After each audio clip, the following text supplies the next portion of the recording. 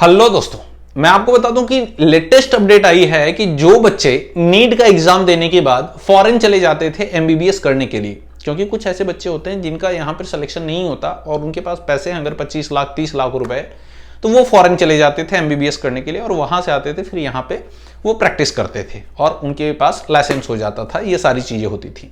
लेकिन अब ऐसे स्टूडेंट की मुश्किलें बढ़ने वाली हैं। क्या नोटिफिकेशन है, डिटेल में चलिए जान लेते हैं कि ये गलती आप ना करें। ठीक है, नंबर 1 कि जो प्राइवेट एमबीबीएस मेडिकल कॉलेजेस हैं फॉरेन में, चाहे जॉर्जिया हो, फिलीपींस हो, रसिया हो या फिर कोई अदर कंट्री हो, उन्होंने क्लियरली बोला है कि अगर वो एमबीबीएस कॉलेज, जो प्राइवेट एमबीबीएस कॉलेज है, पहली चीज तो वो सर्टिफाइड होना चाहिए वहां की गवर्नमेंट के थ्रू।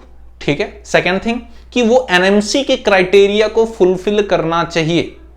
अदरवाइज इंडिया में वो एमबीबीएस करने के बाद अगर आप इंडिया आते हैं तो आपको लाइसेंस प्रोवाइड नहीं किया जाएगा। सेकेंड थिंग, एमबीबीएस का जो कोर्स होना चाहिए, आप किसी भी कंट्री से कर रहे हैं, ठीक है, वो 54 मंथ का होना चाहिए, प्लस उसके साथ 1 साल की इंटर्नशिप आपकी होनी चाहिए उसी एमबीबीएस कॉलेज से, किसी दूसरे से नहीं, उसी एमबीबीएस कॉलेज से आपकी 1 साल की इंटर्नशिप भी होनी चाहिए।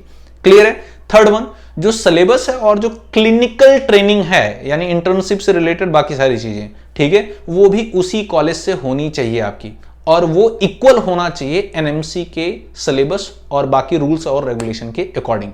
क्लियर है। And the fourth one, internship अगर आप वहां पे कंप्लीट कर लेते हैं, अपना एमबीबीएस कंप्लीट कर लेते हैं, इंटर्नशिप कंप्लीट कर लेते हैं फॉरेन में, उसके बाद इंडिया में आने के बाद आपको यहां पर भी 1 साल की इंटर्नशिप करना कंपलसरी है।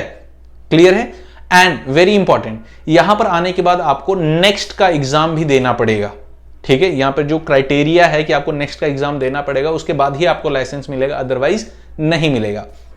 एंड नेक्स्ट जो इंपॉर्टेंट थिंग है वो ये है कि अगर आप किसी फॉरेन प्राइवेट मेडिकल कॉलेज से एमबीबीएस करते हैं तो साथ ही साथ वहां की गवर्नमेंट और उस कंट्री में भी आपकी एलिजिबिलिटी हो कि आप वहां पर भी प्रैक्टिस कर सके। अगर वहां की गवर्नमेंट अलाउ नहीं करती तो उस केस में आप यहां पर भी आपको लाइसेंस नहीं दिया जाएगा।